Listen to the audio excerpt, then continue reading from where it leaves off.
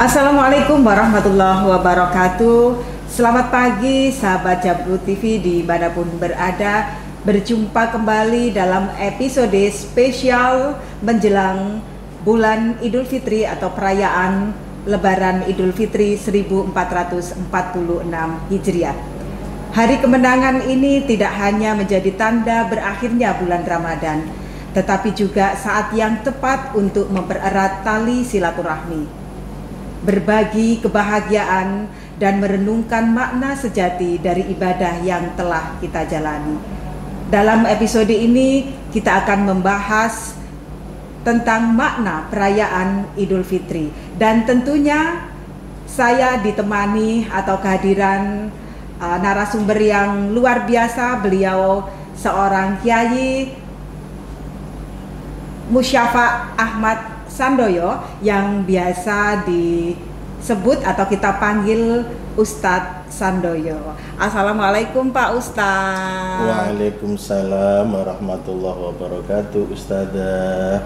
Apa kabar? Khair, alhamdulillah. Alhamdulillah. Terima kasih sudah berkenan rawuh di acara podcast Jago TV pada episode kali ini ya Pak Ustadz. Ji Ustadzah. Nah, pada episode ini kita akan membahas tentang makna perayaan Idul Fitri Pak Ustadz. Moga Pak Ustadz bisa dijelaskan kepada sahabat atau pemirsa podcast Jago TV dimanapun berada tentang apa sih makna perayaan Idul Fitri itu. Alhamdulillah, untuk perayaan Idul Fitri kita sebagai umat Islam itu adalah suatu kemenangan bagi kita setelah menjalankan puasa selama 1 bulan penuh dalam bulan Ramadan. Jadi kalau kita puasa pasti ada lebarannya. Nah, dalam sebuah hadis qudsi itu diterangkan, idza shamu syahra ramadhana wa kharaju ila idihim yaqulullahu ta'ala ya malaikati kula amilin yatlubu akhirahu wa ibadil ladzina shamu syahrahum wa kharaju ila idihim yatlubuna ujurahum ishhadu anni qad ghafartu lahum. Maksudnya dari hadis qudsi ini kalau tidak salah artinya, ketika manusia selesai menjalankan puasa Ramadan dan berangkat sholat di hari raya, maka Allah Subhanahu wa ta'ala itu berkata, wahai malaikat Allah Subhanahu wa ta'ala, atau malaikatku kata Allah, setiap orang yang beramal itu mengharapkan pahala Ustazah. Jadi kalau kita puasa itu yang diharapkan salah satunya pahala. Makanya orang puasa itu terasa nikmat menunggu saatnya buka puasa. Ya, betul sekali. Walaupun di situ kita nanti cuma makan dan minum sedikit, tapi seolah-olah hati kita itu Masya Allah nikmat. Itu di dunia. Apalagi nanti kalau kita di akhirat akan dipertemukan kepada zatnya Allah atau kepada Allah Subhanahu wa ta'ala. Itu luar biasa. Itu Ustazah. Jadi itu baru puasa, padahal kita itu setelah puasa ada lebaran. Lalu apa arti dari hadis qudsi itu lagi? Jadi para hambaku yang sudah puasa di bulan Ramadan dan keluar berangkat di hari raya serta mengharap pahala dariku kata Allah, maka saksikanlah kalau Allah Subhanahu wa ta'ala sudah memberi maaf kepada hambaku yang sudah berangkat di hari raya atau sholat bersama-sama di hari raya. Makanya dalam hari raya itu kita sebelum hari raya diwajibkan untuk membayar zakat. Ya, betul. Membayar zakat itu boleh dilakukan di pertengahan bulan puasa, tapi lebih afdolnya itu di malam hari Idul Fitri. Nah, sedangkan niatnya kalau untuk kita sendiri, Bismillahirrahmanirrahim, nawaitu an ukhrija zakatal fitri an nafsi fardol lillahi ta'ala. Itu kalau bisa kita kasihkan pada waktu setelah maghrib atau setelah isya. Yang penting tidak selesainya sholat Idul Fitri. Kalau kita kasihkan di setelah sholat Idul Fitri, itu bukan dikatakan zakat fitrah lagi, itu dikatakan sedekah biasa. Gitu Ustazah. Perbedaannya itu ya, Pak Ustadz ya. Makanya itu Pak Ustadz ya, setelah momen Idul Fitri itu dinamakan hari kemenangan itu karena kita sudah melaksanakan puasa selama 1 bulan, selama bulan Ramadan itu ya. Iya, betul. Dan tadi disampaikan oleh Pak Ustadz sahabat Jago TV bahwa sebelum kita melaksanakan sholat Idul Fitri ya, itu kita diwajibkan untuk melaksanakan atau menunaikan zakat fitrah. Dan zakat fitrah itu bisa ditunaikan selama dalam bulan Ramadan gitu ya. Tapi lebih afdolnya menjelang Idul Fitri atau malam Idul Fitri. Seperti itu Pak Ustadz ya. Masya Allah, luar biasa.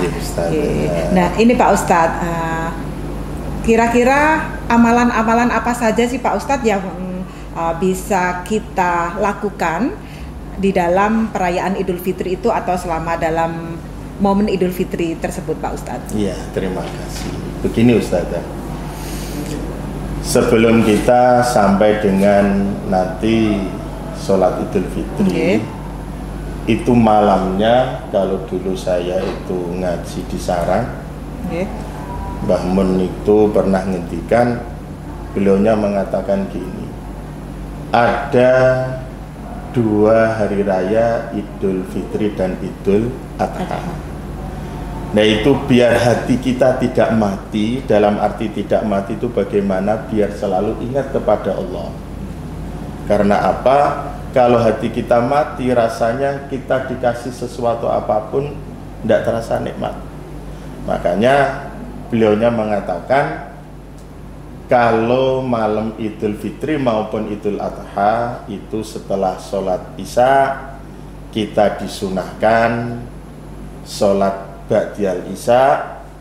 Setelah itu kita disunahkan juga kalau bisa melakukan sholat witir walaupun 1 rakaat, biar hati kita tidak mati. Dalam arti mati itu udah ingat kepada Allah itu.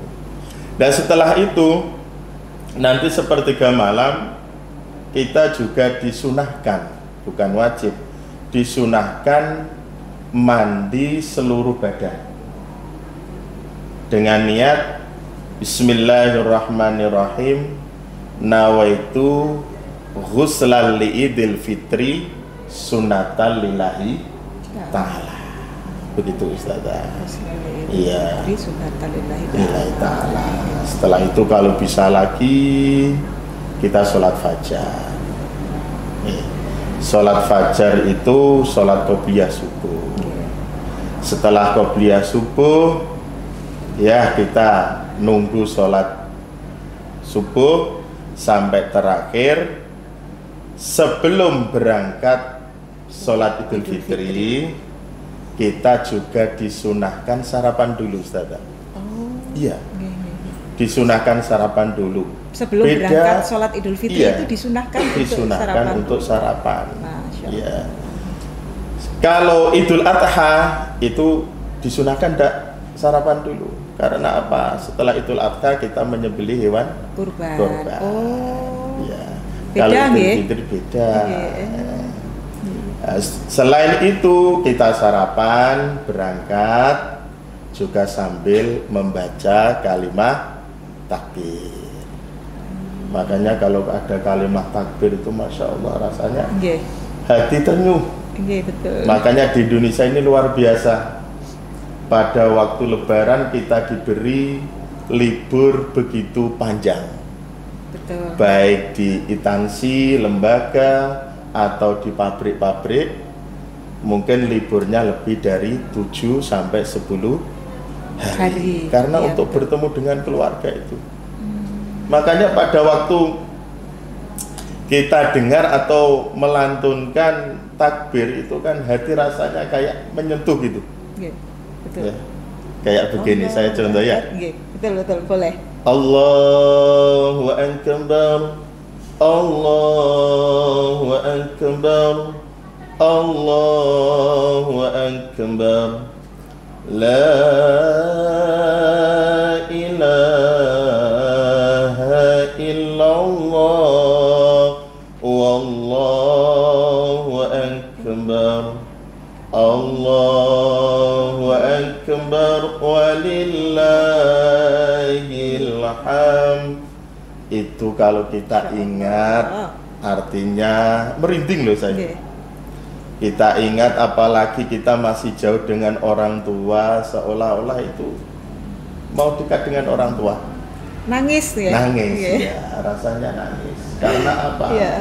Kita sebulan sudah puasa dalam arti hablum minallah. Dengan Allah kita berusaha untuk puasa sepenuh hati. Mulai menahan makan dan minum beserta hal-hal yang membatalkan puasa.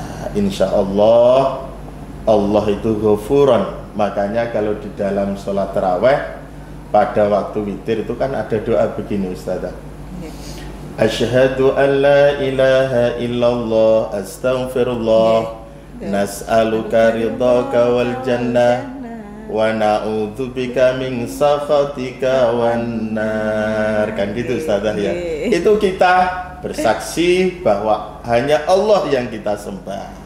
Lalu kita minta ampun pada Allah, minta dimasukkan surganya Allah, lalu minta dijauhkan dari siksa api neraka. Karena Allah itu Maha Pemaaf. Lalu lanjutannya kalimat itu kan gini. Allahumma innaka afun karim tuhibbul afwa fa'fu anna ya karim. Pasti Allah itu Maha Pemaaf, kita dimaafkan. Yang penting kita berbaik sangka kepada Allah Subhanahu wa ta'ala. Itu kepada Allah. Tapi kalau dalam momen lebaran kita itu kan sebagai manusia juga ada ikatan dengan manusia yang namanya hablum minan nas. Begitu Ustazah. Jadi kita dalam momen lebaran itu kalau bisa ya ketemu. Tapi tidak usah kalau kita minta maaf, tidak usah kita bilang kesalahannya apa, tidak usah. Pak Bu, ngapunten, sering gelakno panjenengan, tidak usah. Kita langsung Pak Bu, mohon maaf, lahir batin, doakan putramu ini jadi anak yang soleh-solehah itu. Karena apa? Saya sering dengar para guru-guru kita, kedua orang tua kita itu termasuk surga yang kelihatan pada waktu di dunia semasa masih hidup. Seperti itu Ustazah. Gambarannya sampai seperti itu ya orang tua itu. Surganya kita sebagai anak, surganya di dunia. Di dunia itu kelihatan. Masya Allah. Makanya ya kita berusaha. Saya sendiri belum bisa. Namanya birrul walidain itu belum bisa. Terkadang masih dikabari karena saya itu jauh dari orang tua. sekitar 30 kilo, sebetulnya nggak jauh ya. Kalau orang tua bilang, "Nak, saya sakit," itu saya langsung tidak ke sana, tapi telepon adik saya yang rumahnya dekat dari orang tua saya. "Dek, tolong, mak sakit, saya belum bisa berangkat." Seperti itu masih. Itu termasuk kekurangan saya. Tapi kembali kepada Syekhul Kalam tadi, Bu Ustazah. Dalam momen Idul Fitri, selain kita itu sarapan tadi ya, kita juga disunahkan memakai pakaian yang baru. Oh, itu sunnah ya? Sunnah. Kita pakai pakaian baru berarti dapat pahala lah. Sunnah. Masya Allah. Apalagi yang putih. Putih. Ya. Tapi juga kembali apabila kita tidak punya pakaian baru, namanya orang terkadang rezeki banyak, terkadang ya rezeki baru tidak mengalir, sehingga tidak bisa beli baju baru. Yang penting baju itu suci. Nah, seperti itu saja. Oh, kata. Iya. Tapi lebih disarankannya itu pakai yang putih nggak nggih? Pokoknya kita pakai baju baru aja sudah dapat pahala, ngaten nggih. Apalagi yang putih. Masya Allah. Warna yang paling suci baik itu kan warna putih. Berarti besok saya tak siap-siap baju putih lek ngaten. Karena ini momen yang sangat-sangat ditunggu-tunggu jadi. Iya, betul. Masya Allah, luar biasa ini. Pembahasan kita pada episode kali ini sangat-sangat menyentuh banyak ilmu yang kita dapatkan, bahwa di dalam momen-momen perayaan hari kemenangan atau momen-momen perayaan Idul Fitri itu banyak sekali amalan-amalan atau hal-hal yang bisa kita lakukan. Yang tadi sudah disampaikan oleh Pak Ustadz, mulai menjelang malam Idul Fitri Pak Ustadz itu sudah bisa melakukan sunnah-sunnah yang bisa kita kerjakan sampai kita bisa melaksanakan sholat Idul Fitri di pagi harinya, dan setelah itu ada momen silaturahim untuk saling memaafkan. Mengatakan Pak Ustadz Masya Allah, luar biasa. Dan ini terakhir Pak Ustadz terakhir ini refleksi yang bisa kita lakukan di dalam refleksi diri Pak Ustadz yang bisa kita lakukan di dalam bulan Idul Fitri itu apa Pak Ustadz untuk perbaikan kita ke depannya? Ya, gini Ustazah. Untuk mengetahui bahwa setelah Idul Fitri apakah kekurangan kita, pasti banyak sekali. Karena apa? Kita itu butuh Allah, juga butuh manusia, kan begitu. Makanya sampai di dalam sholat itu yang selalu saya ingat Ustazah, karena apa? Kita itu banyak kekurangan. Di dalam sholat itu ada doa di antara dua sujud, betul ya? Itu ada doanya begini: Rabbi firli warhamni wajburni warfa'ni warsubni wahdini wa'afini wa'fu anni. Begitu. Dalam artinya kalau tidak salah, nanti kalau kurang betul dibetulkan oleh teman-teman kru Jago TV SMKN Negeri Jatirogo. Kalau teman-teman kru ini sudah luar biasa menyuting mulai dari awal Bapak Kepala Sekolah kita, yaitu Bapak Haji Basuki, ya, itu sudah ada kemajuan luar biasa Ustazah ya. Betul. Di sini Masya Allah luar biasa sekali beliau itu. Itu artinya kalau tidak salah begini: Robbi firli, Duh Gusti maafkan diriku ya Allah. Kita maaf kepada Allah. Makanya kalau kita sholat itu usahakan jangan terlalu cepat.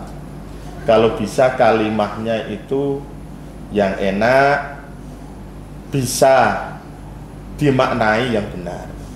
Terkadang kan baca Allahu Akbar, ya itu kan kurang enak. Ya, jadi kalau bisa Rabbi firli seperti itu. Yang kedua, warhamni. Ya Allah, kasihanilah saya. Iya. Sayangilah saya. Ya, kita kan butuh Allah. Iya. Rabbi firli warham. Sekarang wajiburni. Ya Allah, tutupilah aib saya ya Allah. Kita tuh banyak aibnya loh ya. Banyak kekurangan, terkadang sedikit kita gibah. Nggak tahu kalau kita itu juga banyak kekurangan. Makanya kita itu sudah luar biasa ditutupi oleh Allah. Termasuk tadi apa?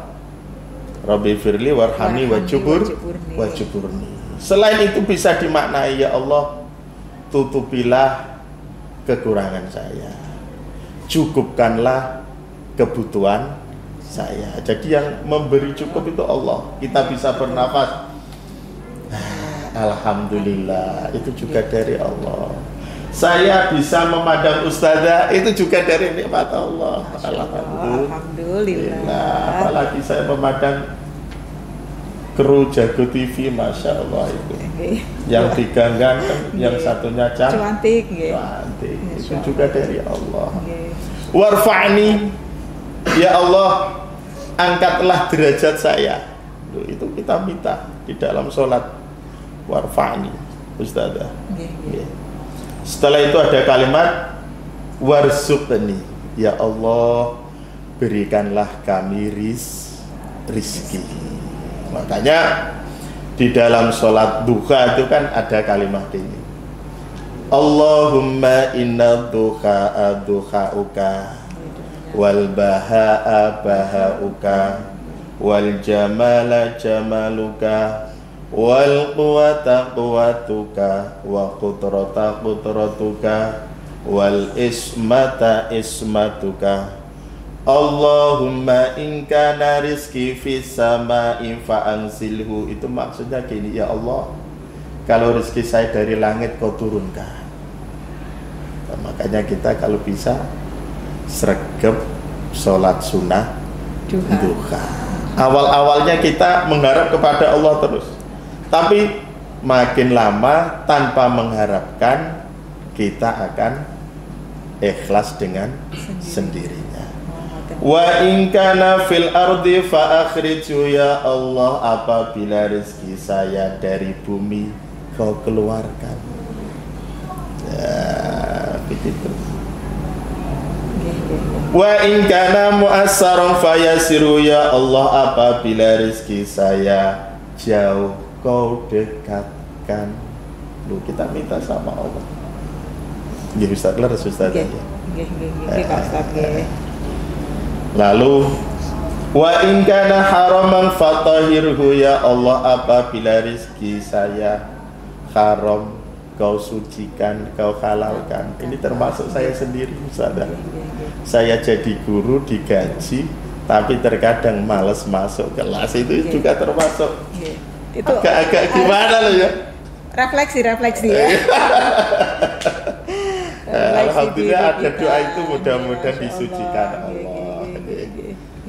Doa tadi meneruskan warzuqni wahdini, ya Allah, berilah kami, berilah saya petunjuk ya Allah. Karena kita itu terkadang sering lupa Ustaz. Katanya Rasulullah, al-insanu makhlul khata' wa nisyan. Kita itu tempatnya lupa, tempatnya salah. Makanya kita minta petunjuk kepada Allah. Wahdini wa'afini, ya Allah, berilah saya kesehatan. Lengkap doa itu. Ya, lengkap Ustaz. Berilah kami kesehatan, saya kesehatan. Kenapa? Kalau kita tidak sehat, misalkan dikasih sakit oleh Allah berupa sariawan Ustaz. Kita makan pun tidak terasa nikmat, walaupun di depan itu ada satenya Mbah Geng Ustaz. Kalau di Jatirogo itu terkenal itu. Iya, kalau Kalau apa itu namanya rawon atau apa itu di belakangnya kecamatan itu? Ya, rawon. Rawonnya Mas Alek itu kalau kita sakit sariawan apalagi terletak di lidah, Masya Allah, tidak merasakan nikmat. Betul sekali. Makanya kita minta kesehatan kepada Allah. Wahdini wa'afini wa'fu anni, dan terakhir juga minta ampun kepada Allah. Intinya kita itu butuh Allah, banyak kekurangan. Jadi kalau bisa kita belajar, janganlah jadi manusia yang ujub, yang takabur, yang sum'ah dan lain sebagainya. Kayak yang sering anak-anak dikatakan pada waktu saya ajak doa itu, watula hayatin fi kamalis istiqamati wa hifdzam minal injabi wal kibri wal hasad. Itu salah satunya. Masya Allah, luar biasa Pak Ustadz. Nah, sahabat Jago TV dimanapun berada, episode kali ini sungguh sangat spesial. Banyak sekali ilmu-ilmu yang kita dapatkan, yang telah disampaikan atau yang telah dituturkan oleh Pak Ustadz Sandoyo pada episode kali ini. Semoga apa yang telah kita bahas pada episode kali ini atau yang telah kita dapatkan pada episode podcast kali ini bisa memberikan inspirasi, bisa memberikan manfaat yang lebih, bisa memberikan semangat dan refleksi bagi kita semua. Pak Ustadz. Ya Ustaz. Matur nuwun sangat Pak Ustadz, sudah berkenan rawuh di episode kali ini Pak Ustadz. Ya, doanya Ustaz. Nggih, matur nuwun sangat ilmu-ilmunya pada episode kali ini Pak Ustadz. Semoga kita bisa berjumpa kembali di episode selanjutnya nggih Pak Ustadz. Nggih. Nah, sahabat Jago TV dimanapun berada, sampai kita di penghujung acara. Ingatlah bahwa Idul Fitri bukan hanya tentang perayaan, tetapi juga tentang kesempatan untuk memperbaiki diri, berbagi kebahagiaan, dan mempererat tali silaturahmi. Mari kita terus menjaga semangat ini dalam kehidupan sehari-hari. Saya, Mom Rahma bersama seluruh kru Jago TV mengucapkan, monggo Pak Ustadz. Minal aizin wal faizin, mohon maaf lahir dan batin. 1446 Hijriah. Sampai berjumpa di episode selanjutnya. Wassalamualaikum warahmatullahi wabarakatuh.